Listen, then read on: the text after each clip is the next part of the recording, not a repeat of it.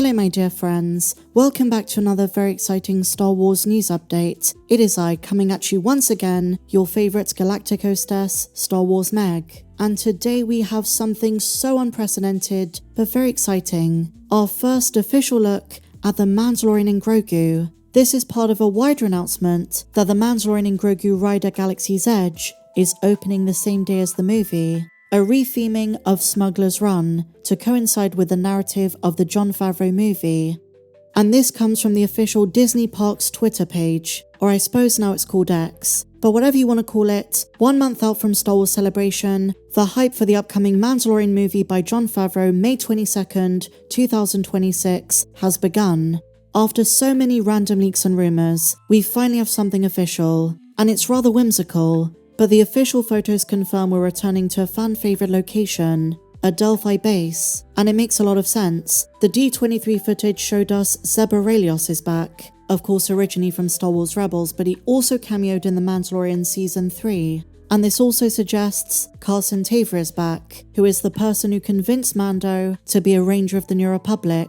So some very exciting stuff. And as a Brit, after the long winter we've had, it's so good to see some sunshine. But the new photo shows some BDX droids, in a line, following each other like ducklings, each one a different colour, and we have confirmation they're going to be a big part of the movie. In a new Disney presentation, they're described as the stars of the film, so they're gonna feature, they're not just part of the parks. Now while the Mandalorian and Grogu ride isn't gonna be one-to-one with what's going on in the movie, they confirm the events are adjacent, and it looks as though we're returning to Bespin and Tatooine. And look, we see Din Djarin's new Razor Crest. More on this in just a moment. But going back to the BDX droids, we've seen them before. If you're familiar with Galaxy's Edge, then you already know they feature at Black Spire Outpost on Batuu. And a few weeks ago I did actually predict they will eventually introduce some of the lore from the parks into the movies and the shows. They look like a crossover between BD Explorer droids like BD-1 and WALL-E from Pixar.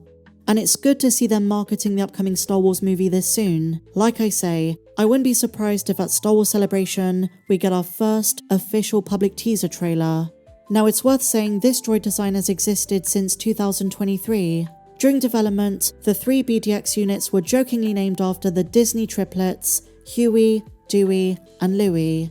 After a Lucasfilm story playtest, Lucasfilm announced they were going to do something more with them, notably concerning Season of the Force. But it looks as though they're going to be a central focus of the next Star Wars movie, The Mandalorian and Grogu. And you know what that means? Probably a bunch of merch, toys, Funko Pops, animatronic robots. And while it is adorable, it's also kind of gimmicky, similar to the way they brought back the Anzellans, the droidsmiths. And in light of these droids, I can imagine a funny interaction between them and Grogu. And it's in line with the movie, this is what I've been saying. Based on the rumours and the leaks, this movie's going to be kind of silly. It was written more as a family fun adventure. I don't expect anything serious to do with Grand Admiral Thrawn, to do with the Ahsoka stuff. I can see this being a standalone Mandalorian adventure, one that is going to tie to the greater Mandoverse, but it's not going to be as consequential as the Dave Filoni movie.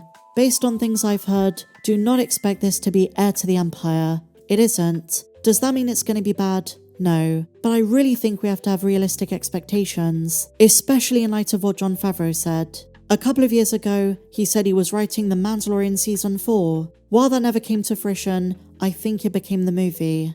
And he alluded to the fact the next chapter after the 3rd season gets Mando and Grogu to where they need to be in light of what's coming next. So maybe there is a Season 4 after this, but there's going to be a driving narrative, and I think, in light of what we saw in the D23 footage, it's getting both Mando and Grogu prepared for the next stage of the Mandalorian universe, ahead of the fight between the New Republic and the Imperial Remnant. There will be some of it in the movie, but don't expect it to involve a big portion of the galactic fight against Thrawn. In the case of Din Djarin, he gets a new Razor Crest, and Grogu has a lot of character development. A question that's been asked time and again is how long can they keep up the cute baby shtick? Is it time for him to talk? And maybe have another weapon at his disposal, connection with the mythosaur?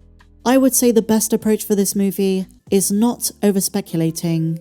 Let's not think too deeply into it, enjoy it at face value. It sounds like it's the kind of film to just enjoy as a family. There will be some interesting connections with Rot of the Hutt, with Embo, whoever Sigourney Weaver's playing, but I don't anticipate this is going to be the movie some fans make it out to be. They're thinking of Dave Filoni's movie, which is going to culminate the entire era, including the Ahsoka show, which needs to come to an end before any of that happens. So let's not get ahead of ourselves, that's all I'm trying to say. These new pictures, very quaint, really sweet, and kind of exactly what I'm expecting. Now, speaking of Jon Favreau, we do also have a major announcement. Aside from his work alongside Dave Filoni for Ahsoka, since The Mandalorian and Grogu is now in post-production, he's temporarily stepping away from the Star Wars franchise to focus on a different Disney endeavor. He's working on a Disney Plus adaptation of Oswald the Lucky Rabbit. Now, the reason this is really significant is it confirms, aside from the movie, there isn't too much Mandoverse left. There is nothing currently in active production that requires Jon Favreau. Another symptom that they're really slowing down the TV side of Star Wars. So if you're expecting Jon Favreau to be working profusely on an unannounced Mandoverse project, which they might talk about at Celebration, it's not going to be anytime soon. I really do believe it's the Mandalorian and Grogu movie, Ahsoka Season 2, and then for a while The Mandalorian takes a break, and it all depends on the viewership numbers of the movie. There are already talks it might be a flop. There is something to be said about the viewpoint. It isn't what Star Wars needs at the moment. It might not be the massive Star Wars movie that gets fans invigorated, and this is at a time where Star Wars desperately does need a win. Deadlines say this: over the last decade, Jon Favreau has been a linchpin of Disney Plus, with flagship The Mandalorian and its offshoots, while also taking on classic Disney animated characters on the feature side of things. He is now combining the two, with a new series in development at Disney Plus. The animation live-action hybrid is about Oswald the Lucky Rabbit, and it's expected to be his brand new full-time gig. So after The Mandalorian and Grogu, he's putting Star Wars on hold for a bit. They say, quote, Favreau created, wrote, and executive produced The Mandalorian, which aired on Disney Plus from 2019 to 2023. But what's interesting is they're talking about this in the past tense. Some are saying The Mandalorian is finished. Daniel Richman recently had a scoop: there is going to be no season 4. But I really don't know. I don't even think Disney or Lucasfilm knows. It all depends on The Mandalorian and Grogu viewership numbers. And this is why Star Wars Celebration this coming April is so darn important. Because my goodness, does Star Wars need a win? These photos are really quaint, but I want to know what you guys think. Share your thoughts in the comments down below. And if you enjoyed this video, my dear friends, please be sure to give me a big fat thumbs up. Subscribe if you're new. Check me out on socials, at Star Wars Meg1 on Twitter or X. And the link to my Patreon if you want to support what I do is down below in the description. But until the next one, my dear friends, may the Force be with you, always.